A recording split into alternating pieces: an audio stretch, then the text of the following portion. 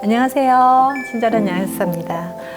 오늘 이 시간에는요, 류마티스 관절염 환자분이신데 중이염으로 엄청 오랫동안 앓으셨던 분이에요. 1년 넘게 이비인후과를 다니셔도 귀가 낫지를 않는 거예요.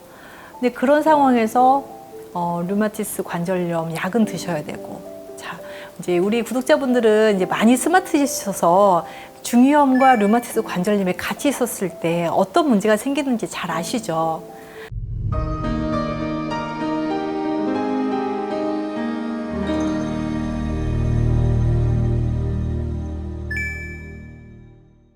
면역 억제제를 계속 드시고 계시는 류마티스 환자가 중이염 항생제를 드시는 세균에 감염이 된 거예요. 근데 이게 내 면역으로 이걸 치료를 해야 되거든요. 특히 중이염처럼 혈관 분포가 잘 안 돼 있는 이 곳은요, 항생제가 사실 잘 안 듣습니다. 그래서 한번 중이염이 걸리면 만성으로 이행되는 경우가 되게 많은데, 거기에다 면역 억제제까지 드시고 계시니 이 중이염이 나을 리가 없죠. 그래서 이분이 일상은 일주일에 한 번씩 이비인후과를 가셔서 귀에 붙어 앉은 딱지 고름들을 다 떼내는 일을 항상 일주일에 한 번씩 다니셨다고 하시더라고요. 그렇게 하지 않으면 귀가 정말 너무 답답하시고, 그리고 거기에 이명도 있으시고요, 난청 증상도 있으셨어요. 그리고 류마티스 진단을 이제 받으신 거예요. 그러니까 류마티스가 먼저 걸린 건 아니고요. 중이염이 있는 상태에서 류마티스 관절염 진단을 받으셨는데, 이제 이분도 아신 거예요. 여러 가지 그 본인의 문제 때문에 류마티스 관절염 약을 어떻게 먹어야 되나 안 먹어야 되나 고민 차에 저한테 연락을 주셨고, 상담을 하다 보니 조금 더 심각한 문제들이 있다는 거를 알게 됐어요. 지금 진단받은 건 처음에 중이염이 있었고요. 그리고 난청 이명은 증상으로 있었습니다. 그런데 비활동성 B형 간염 보균자세요. 그리고 결핵을 앓으셨던 흔적도 있고요. 또 최근에는 대상포진까지 앓으셨던 거예요. 자, 이렇게 균의 방어력이, 면역력이 이렇게 떨어진 상태에서 류마티스 약까지 드셔야 한다니 얼마나 암담하셨겠어요. 그래서 류마티스 진단을 하는 과정에서 또 하나가 발견된 게 뭐냐면요, 항인지질 항체라고요, 항카디오리핀 항체가 발견이 된 거거든요. 저도 사실은 항인지질 항체 흔하게 제가 볼 수 없었던 항체라서 이제 이분을 통해서 좀 공부를 하게 됐습니다. 이건 어떤 항체인지. 결국은 이것도 자가 항체인데, 우리 세포막이 인지질로 되어 있는데 인지질을 공격하는 거예요. 그러면 결국은 이 문제 때문에 보통 심장이나 혈관에 심근경색이나 이런 것들이 온다고 하거든요. 제가 실제로 이런 항인지질 항체를 가지고 계신 분을 관리했던 사례는 없어서요, 이분을 통해서 한번 쭉 봐야 될 것 같습니다. 아직까지는 크게 이 항체로 인해서 생기는 문제는 없었습니다. 그런데 비활동성 B형 간염이 있으신 상태에서 이제 계속 고민되시는 거는 간이 나빠지면 안 되잖아요. 그래서 또 약물 들어가야 되고 또 영양소에 대한 걱정을 또 하실 수밖에 없는 건데, 영양소는 걱정하지 않으셔도 된다라고 제가 말씀을 드렸고요. 그리고 계속해서 간 기능에 대한, 간 수치에 대한 거를 계속 팔로우업을 할 거고요. 아주 자주, 최소한 한 달에 한 번 정도의 병원을 가셔서 피 검사를 계속해서 저한테 보내주고 계시는 분이세요. 처음에 진단 받으시고 그리 심하지 않았던 통증에 대해서 말씀을 하셨는데, 손마디가 뻣뻣하고 아침에 힘드시고 조조강직이 있는데, 엉치뼈가 아픈데 걸어 다니시는 거는 괜찮은데 양반다리 하는 거는 좀 안 된다, 이렇게 말씀을 하셨거든요. 그래서 또 고관절 쪽으로도 또 문제가 있으신 것 같았어요. 그런데 이분이, 제가 제일 먼저 이분께 먼저 치료해 드리고 싶었던 거는 중이염이었어요. 그 이비인후과 다니시는 거를 이제 종결시키고 항염에 대한 개념을 좀 그 관리를 해드리고 싶어서, 오늘 주제는 다른 게 아니라 중이염을 어떻게 개선되고 있는지에 대한 말씀을 먼저 좀 더 포인트로 말씀을 드리도록 하겠습니다. 처음에 진단을 받으셨을 때는요, 손가락 마디가 아프셨고, 그리고 약을 처방을 받으셨는데, 약을 지금은 이제 본격적으로 약을 처방 받으신 게 아니라 이제 소염 진통제 정도, 그리고 비형 간염 있으신 분들한테는 처음부터 이렇게 약이 처방이 되지 않더라고요. 그래서 좀 지켜보자 이러셨나 봐요. 그래서 진통제 처방 받으신 거 이제 간헐적으로 한 번씩 드시고 계시는 그런 상태셨거든요. 그리고 나서 염증 수치를 계속 검사를 하셨는데요. 초반에 그 검사하셨던 수치가 이제 RF 인자가 한 44 정도 나왔습니다. 그리고 보체라고 하는 또 자가 면역 항체가 있는데 또 그것도 발견이 됐었어요. 그게 63 정도. 정상 수치는 한 10 아래쪽으로 내려가야 되는데 보체 수치가 63 정도 굉장히 높은 수치가 나왔고요.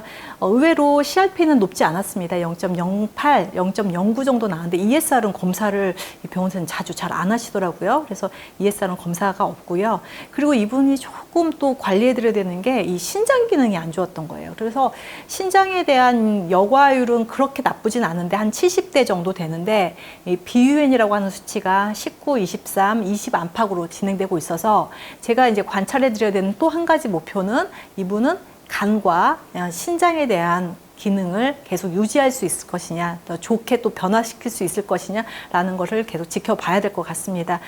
현재 간 수치는 나쁘진 않으셨습니다. 정상 범위에 있었고요.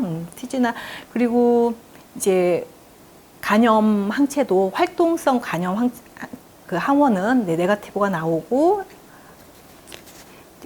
비활동성 비형 간염 항원에서는 이제 포지티브가 나와 있는 상태셨어요. 그리고 이제 일주일에 한 번씩 계속 병원을 다니셨거든요. 3월, 지금 처음에 시작하셨던 게 이제 2월 달 정도인데요. 이제 3월 정도에 가셔서 병원에 한 달 정도를 영양소를 드시고 병원을 이비인후과를 가셨는데, 상당히, 이 염증이, 귀의 염증이 다소 좀 나아졌다라고 말씀을 하셔서요. 그래서 청소를 하고 오셨고, 일주일에 한 번씩 매달 다니셨습니다. 그리고 한 달, 두 달이 지나고 한 석 달, 넉 달쯤 지났는데요. 그 이비인후과 의사 선생님이 물이 확연하게 줄었다라고 말씀을 하셨대요. 제가 메시지를 한번 읽어드려 볼게요.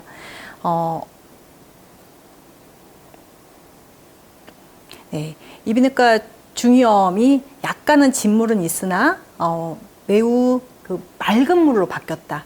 약간 찐득찐득한 물에서 맑은 물로 바뀌었다. 이게 약간 찐득찐득한 물은 세균의 감염에 대한 이 그 염증 산물이거든요. 노랗거나 초록빛을 띌 수도 있어요. 그런데 맑은 물로 바뀌었다는 건 그만큼 그 균에 대한 방어가 잘 되고 있다라는 겁니다. 그래서 이분께서 가장 고생스러웠던 게 중이염이었는데 몇 개월 후에 그런 중이염 증상이 많이 개선이 되셨다는 거. 그래서 보통 중이염 하면 저희 사실은 아버지도 중이염으로 결국은 한쪽 귀가 난청이 되셨거든요. 그런데 안 낫는다고 생각을 많이 하셔서 평생 귀 수술도 하시고 한쪽을. 그런데 결국은 한쪽에 이제 난청까지 왔습니다. 그런데 처음 진단을 받으시고 류마티스 진단을 받으시고 나서 제가 항상 강조해 드리는 것처럼 처음에 대한 통증보다 한 2개월, 3개월, 4개월이 되면서 점점 염증이 진행된다고 말씀을 드렸었잖아요. 이분도 마찬가지였습니다. 처음 통증보다 한 2달 정도 지나서 이제 병원을 가서 이제 확진을 받으시고 그때는 이제 처방을 받으셨어요. 그래서 지금 현재 MTX나 스테로이드, 소염 진통제 이런 제제를 지금 드시고 있는 상황에서 이제 계속해서 이제 염증 관리를 해드리고 있었습니다. 그 당시에 처음에 0.08밖에 나오지 않았던 CRP 수치가 한 두어 달 지나고 나니까 1.15로 딱 올라가더라고요. 이 시점부터 영양소 관리도 이제 시작이 됐고요. 1.15면 굉장히 높은 거거든요. 그런데 ESR이 한 18 정도가 나왔었어요. 그리 많이 높은 수치는 아니지만 18 정도 되는 것도 CRP가 1.15 정도 되면 높다고 볼 수가 있습니다. 근데 이거는 좀 수치가 그 통증을 딱 매칭이 되지는 않는 것 같아요. 그리고 이분은 또 계속 관찰해야 되는 게 이 보체라고 하는 것, 자가 면역 항체가 이제 줄어들고 있는지에 대한 것도 계속 봐야 됩니다. 그리고 또 한 가지 제가 아까 말씀드렸다시피 간 수치가 정상적으로 계속 움직이고 있어야 되고, 그리고 비활동성이지만 이 비활동성 바이러스 수치에 대한 것도 제가 추적 관찰을 해보도록 하려고 합니다. 그리고 나서 한 3, 4개월 정도가 지났을 때 CRP는 이제 0.06까지 떨어졌어요. 그리고 ESR 2까지 떨어져서 병원에서도 이 정도 수치면은 굉장히 좋은 수치다라고 말씀을 하셨고, 그리고 이제 통증에 대한 감도도 되게 많이 좋아지셨다. 그래서 뭐 조조강제도 많이 풀렸고요. 일상생활 하시는데 별 무리가 없는 상태까지 갔습니다. 그리고 나서 제가 이제 유심히 봤던 거는 사실은 이제 보채에 대한 이 항체를 잘 모르실 수 있겠는데 저도 사실은 이 보채에 대한 건 정확하게는 잘 몰라요. 그런데 자가 면역 항체 중에 하나인 것 같아요. 보채 C4라고 하는 이 보채가 초기에 63이었는데요. 관리해드리고 5개월이 채 안 돼서 4개월 만에 40.57로 떨어졌어요. 그래서 대학병원 의사 선생님도 항체 수치가 많이 좋아졌다. 그리고 CRP도 거의 정상 범위고 ESR은 2가 나왔고, 그리고 신장 기능을 나타내는 비유엔 수치도 처음에 19, 23 정도로 시작을 했는데 16이 나온 거예요. 이건 좀 적을수록 좋은 거거든요. 그리고 GFR이라고 하는 신장 기능에 대한 검사도 75 정도, 제가 처음 봤을 때 75 정도 됐는데 83까지 뭐 다소 올라간 걸로 볼 수 있고요. 계속 추적 관찰하고 있었던 간 기능, 걱정하셨던 이 간 기능 수치도 지금 GPT는 15, GOT는 26, 뭐 17에서 26 사이로 왔다 갔다 하니까요. 굉장히 건강한 상태다라고 볼 수가 있습니다. 감마 GTP도 계속 좋은 10대를 계속 유지하고 있으니까 아주 좋은 상태고요.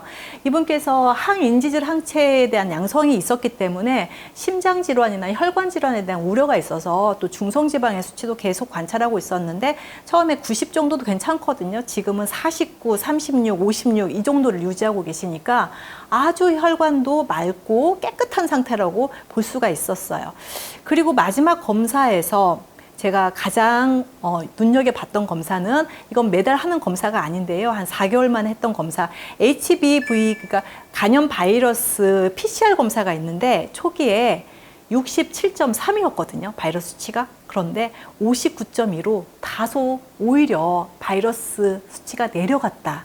그러니까 어떻게 보면은 면역 억제제나 MTX 이런 것들이 다 투여되고 있는 과정에서 이 바이러스 수치가 올라갈 거라고 우려를 하고 있었는데 영양소와 함께 진행을 하는 과정에서 바이러스 수치까지 떨어지는 거를 알 수 있었습니다. 그래서 굉장히 좋은 반응이 계속 병원 가실 때마다 즐거운 소식을 또 의사 선생님하고 같이 소통을 하다 보니까 생활하시는 것도 굉장히 즐겁고, 또 제가 이제 말씀드리는 것마다 다 신뢰해 주시고, 또 생업 정선에서 또 사업을 하시는 것 같아요. 굉장히 활발하게 하시고 계셔서 초반에는 이 일을 접어야 되나 어떻게 해야 되나 그러면 너무 힘들다고 이제 이런 말씀도 좀 넋두리도 하셨었는데, 지금은 활발히 그 환자분의 일도 열심히 하고 계시는 것 같아요. 그리고 귀는 정말 많이 좋아지셔서 이제는 귀 때문에 약을 처방받으시거나 이런 일도 없고요. 근데 약간 그 맑은 진물은 살짝 비친다 정도는 남아 있습니다. 앞으로는 이제 이분의 추적 관찰은 지금 드시고 계시는 약물을 얼마나 효과적으로 줄이느냐. 지금 수치가 거의 다 정상적으로 왔기 때문에 약물을 이제 조금씩 줄여가셔도 될 것 같거든요. 병원 의사 선생님이 줄여주시면은 좋고, 만약에 그렇지 않다 그러면 환자분 스스로 조금씩 진통제 하나씩이라도 줄여가면서 또 아프면 다시 드시면 되시니까 강제로 아픈데도 참고 줄이시면 안 되거든요. 그렇게 차근차근 줄여가시다 보면 또 언젠가 또 안의 상태가 되는 그날을 기대해 보면서 중간 점검하는 마음으로 제가 더더 공부를 하고 또 환자분들께 항인지질 항체 이런 거에 대한 설명도 좀 드리려고 오늘 영상 준비했습니다. 끝까지 경청해 주신 여러분 감사드립니다.